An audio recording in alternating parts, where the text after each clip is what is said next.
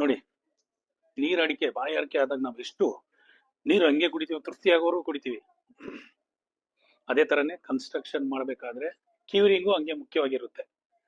BRIC work ಆಗ್ಲಿ, solid block ಆಗ್ಲಿ, ಗೋಡೆ ತಲೆ ಮೇಲಿಂದ ಇಟ್ಟು ಕ್ಯೂರಿಂಗ್ ಮಾಡಿದ್ರೆ ಅದು ಫುಲ್ ನೀರು ಕುಡಿತದೆ. ಅದು ನೀರು ಕುಡಿದಾಗ ನಮ್ಗೆ ಎಷ್ಟು ತೃಪ್ತಿ ಆಗುತ್ತೋ ಅದೇ ತರ ಬಿಲ್ಡಿಂಗ್ ಸ್ಟ್ರೆಂತ್. ನೋಡಿ, ಈ ತರ ಗೋಡೆ ಮೇಲಿಂದ ಕೆಳಗಡೆವರೆಗೂ ಇಳಿಯೋ ತರ ಹಾಕ್ಬೇಕು. ನಿಮ್ಗೆ ತೋರ್ಸ್ತಾ ಇದೆ ನೋಡಿ, ಕೆಳಗಡೆವರೆಗೂ ಇಳಿಯಲಿ, ನೀರು ಇಳಿಯೋದು ಕಾಣ್ತಾ ಇದೆ.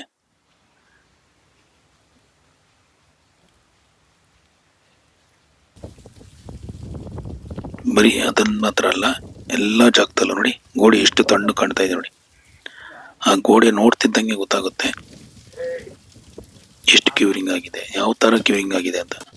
ಆದ್ರೆ ಕೇರ್ಫುಲ್, ಹುಷಾರಾಗಿ ಮಾಡಿ. ಸ್ವಲ್ಪ ಯಾಮಾರಿದ್ರು ಕೆಳಗಡೆ ಬೀಳ್ತೀರಾ, ಕೇರ್ ತಗೊಂಡು ಮಾಡಿ. ಸಜ್ಜೆ ಕೆಳಗಡೆ ಇರೋದು ನಾವು ಫಿಂಕರ್ ಮಾಡ್ತೀವಿ, ಯಾಕಂದ್ರೆ ಔಟ್ ಸೈಡ್ ಮಾತ್ರ ಕೆಳಗಡೆ ಅವ್ರಿಗೆ ಇಳೀತದೆ. ನೋಡಿ ಈ ತರ, ಇದು ನೋಡೋಕೆ ಎಷ್ಟು ಚೆನ್ನಾಗಿದೆ ನೋಡಿ. ಪ್ರತಿ ಫ್ಲೋರ್ಗೂ ಇದೇ ತರ ಕ್ಯೂರಿಂಗ್ ಮಾಡ್ತಾ ಇದ್ರೆ ಕ್ಯೂರಿಂಗು ಚೆನ್ನಾಗುತ್ತೆ, ಲೈಫು ಬರುತ್ತೆ, ಕ್ರ್ಯಾಕ್ಸ್ ಬರಲ್ಲ, ಕ್ರ್ಯಾಕ್ ಎಲ್ಲ ಅವಾಯ್ಡ್ ಆಗುತ್ತೆ. ಈ ಕೆಳಗಡೆ ಲೆವೆಲ್ ಇರೋದು ಈ ತರ. ಗೋಡೆ ಕಟ್ಟಬೇಕಾದ್ರೂ ಆಗ್ತಾ ಇರ್ತೀವಿ ನೋಡಿ ಈ ತರ. ನೋಡಿ, ನಾವು ಸುಮ್ಮನೆ ಹೇಳ್ತಿಲ್ಲ, ಪ್ರತಿಯೊಂದು ಎಕ್ಸ್ಪೆರಿಮೆಂಟ್ ಮೇಲೇನೆ. ಈಗೇನೋ ಮೋಟ್ರ್ ಹಾಕ್ಬಿಟ್ರಿ, ಇದು ವಿದೌಟ್ ಮೋಟ್ರ್. ನೋಡಿ, ನಮ್ಮ ಹುಡುಗರು ಗೋಡೆ ಮೇಲೆ ನಿಂತ್ಕೊಂಡು ಬೆಂದಿಗೆ ಬಕೆಟ್ ಅಲ್ಲಿ ಹಾಕ್ತಾರೆ. ಇಟ್ಕೆ ಗೋಡೆಗೂ ಹಾಕ್ತಾ ಇದೀವಿ.